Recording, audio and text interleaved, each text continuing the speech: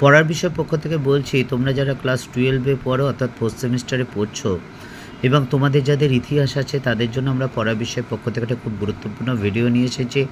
আমরা ইউনিট 3 যে একটি চ্যাপ্টার আছে তার সাজেশান দেওয়া এবং সেই সম্পর্কে যে গুরুত্বপূর্ণ প্রশ্ন, যে দীর্ঘ 23-24 বছর ধরে অভিজ্ঞতার পরিপ্রেক্ষিতে সেই প্রশ্নগুলো যে এইভাবে উচ্চ মাধ্যমিক শিক্ষা সংসদ নাম্বার ডিভিশন করে দিয়েছে, অর্থাৎ 3 এবং 4, সেই অনুসারে আমরা নোটও দিয়ে দিয়েছি, বুঝিয়েও দিয়েছি।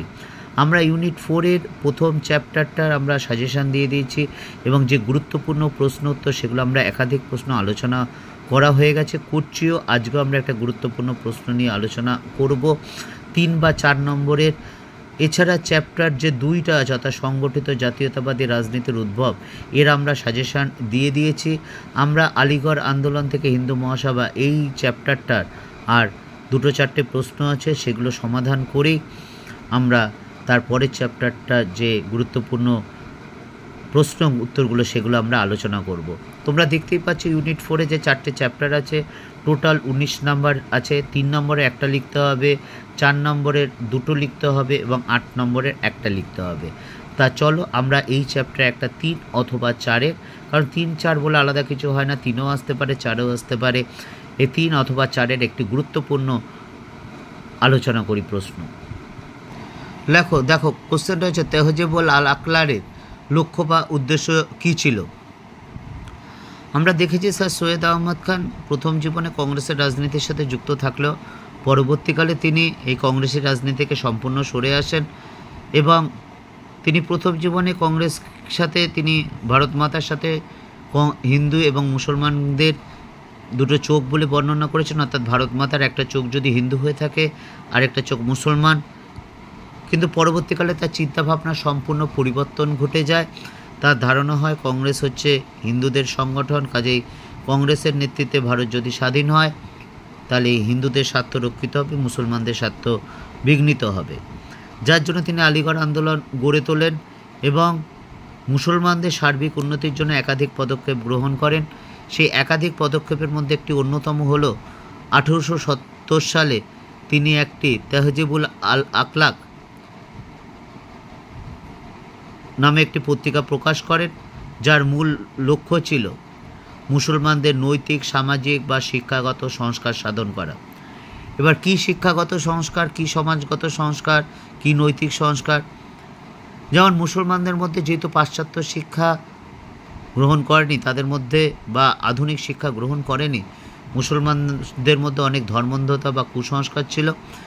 এই পত্রিকার মাধ্যমে মুসলমানদের থেকে যে ধর্মান্ধতা, কুসংস্কার দূর করার চেষ্টা করা হয় এবং যে আধুনিক জ্ঞান বিজ্ঞান বা চিন্তাধারা, সেই আধুনিক জ্ঞান বিজ্ঞান বা চিন্তাধারার প্রচার করা হয়, যাতে মুসলমানরা তারা এর দ্বারা প্রভাবিত হয়, সর্বাধুনিক বিজ্ঞান বা যুক্তিবাদী চিন্তাধারার সাথে তারা পরিচিত হয় এবং মুসলমানরা যাতে শিক্ষার প্রতি আগ্রহী হয়ে আধুনিক পাশ্চাত্য শিক্ষা বা আধুনিক শিক্ষা গ্রহণ করে জীবনে সব দিক দিয়ে এগিয়ে যেতে পারে।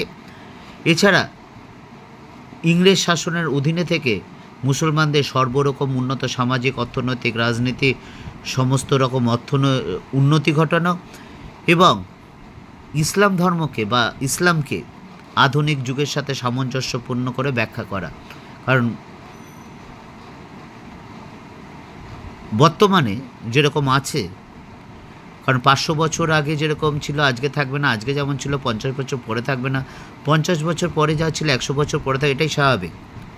কাজেই ইসলামকে যে আধুনিক যুগ, পাশ্চাত্য যুগ, সেই আধুনিক পাশ্চাত্য যুগের সাথে অ্যাডজাস্ট করা বা সামঞ্জস্য করা কী করে করা যায় তার ব্যাখ্যা করা, অর্থাৎ এই মাধ্যমে তেহজিবুল আল আকলারের মাধ্যমে, যেটা সৈয়দ আহমদ 1870 সালে প্রকাশ করেন, তার মাধ্যমে মুসলমানদের মধ্যে জ্ঞান বিজ্ঞান, প্রযুক্তি, আধুনিক শিক্ষা, কুসংস্কার মুক্ত ধর্মান্ধতা এগুলো দূর করার লক্ষ্যে কিন্তু প্রকাশ করেছিলেন।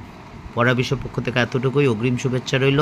তোমরা সকলেই জানো আমরা পড়া বিষয় চ্যানেলে হিস্ট্রি, পল সায়েন্স, ফিলোসফি বা এডুকেশান আমরা নিয়ে আলোচনা করি। ঠিক উচ্চ মাধ্যমিক শিক্ষা সংসদ যেইভাবে আমাদের নির্দেশ দিয়েছে দীর্ঘ 23-24 বছর অভিজ্ঞতায়। তোমরা দেখবে আমাদের নোটগুলো টু দ্য পয়েন্ট হয়, খুব ছোট্ট ছোট্ট পয়েন্টে হয়।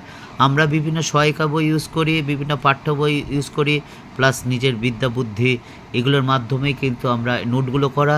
এটা কোনো জায়গা থেকে নির্দিষ্ট কোনো জায়গা থেকে টোকানো, অনেক জায়গা থেকে সাহায্য নেওয়া, কারণ সাহায্য তো নিতেই হবে। তোমরা যদি ভালো লাগে, যদি বুঝতে পারো, আমরা আরেকটা কথা দেখবে, আমরা কোনো কিন্তু কঠিন ভাষা বা কঠিন শব্দ বা কঠিন বাক্য ইউজ করি না। কারণ আমরাও যখন মাস্টার ডিগ্রি পড়তাম আমাদের একটাই কথা ছিল, আমাদের শ্রদ্ধেয় শিক্ষক শিক্ষিকা বলতেন, ভাষা হবে এমন যেটা সহজ সরল রোজকার ভাষা, এমন কোনো জটিল ভাষা লেখা যাতে না হয়, যাতে যে কেউ পড়ে বুঝতে পারে। আমরা সেরকমই চেষ্টা করেছি। আমাদের শ্রদ্ধেয় শিক্ষক শিক্ষিকা যে মার্গদর্শন করিয়েছিলেন সে পথেই চলার চেষ্টা করছি।